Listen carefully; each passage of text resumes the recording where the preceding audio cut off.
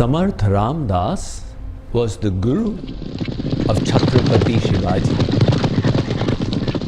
One day, Shivaji was standing on the balcony of his palace when he found his guru walking along the road with a begging bowl in his hand. Bhiksham dehi, Bhiksham dehi. Shivaji felt extremely embarrassed.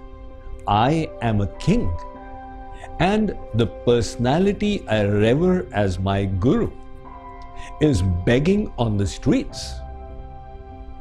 He had an idea. He wrote something on a piece of paper, folded it, and ran down the stairway to his Gurudev and placed the paper in his begging bowl. Samarth Ramdas opened it and smiled. Shivaji had written, "My kingdom and everything in it, I offer it at your feet." Gurudev smiled. He said, "My child, I beg not because I need to, but because it gives me the opportunity to come in the midst of the Grihasti householders and impart knowledge to them. It's also my way of engaging them in service. Now you have handed me your entire kingdom. What will I do with it? I'm giving it back to you. Take care of it.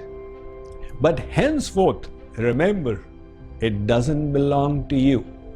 It belongs to your Guru. Rule it in that consciousness."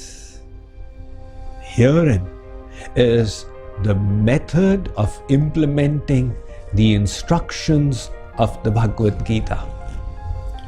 Lord Krishna told Arjuna, "Keep your mind in God and do all your worldly duties. Whatever you do it as an offering to the Lord. Yat karoshi yad ashnasi yad juhosi dadasi yat tapasyasi kaunteya tat kurushva madarpanam."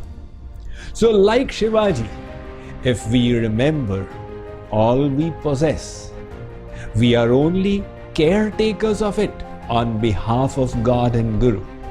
And then we engage in our duties as a service to God, we will automatically act with the purest of pure intentions.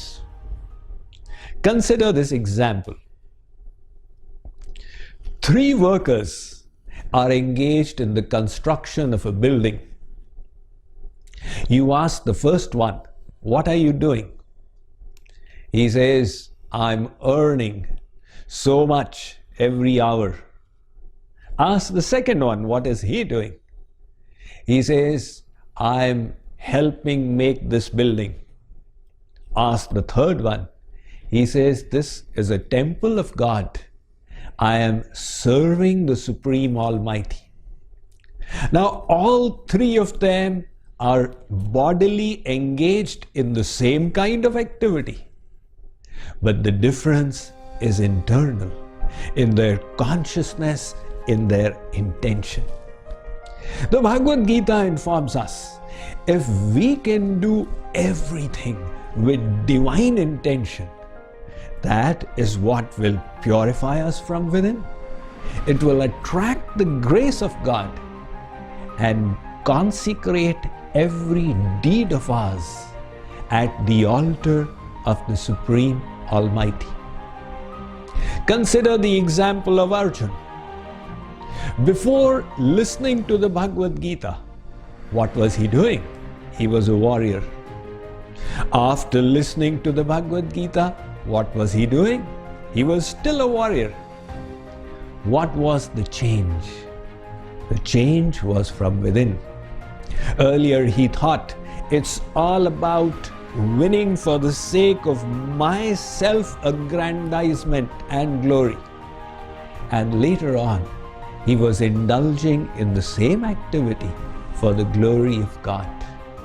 So we can make every work of ours a worship if we learn to offer it for the pleasure of the Supreme.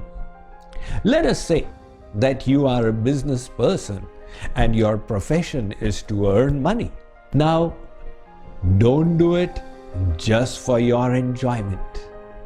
Think, I am earning it so that whatever I need for myself, the minimum I will use, and whatever I can save, I will offer it in service. When you learn to do that, your whole perspective towards your work will change. You will start thinking, I am doing this for the pleasure of God. Similarly, somebody cooks at home, takes care of the house. Again, add God to it. This house belongs to Him. I am cooking for His pleasure. I will offer it to the Lord. And then we will all accept it as His prasad.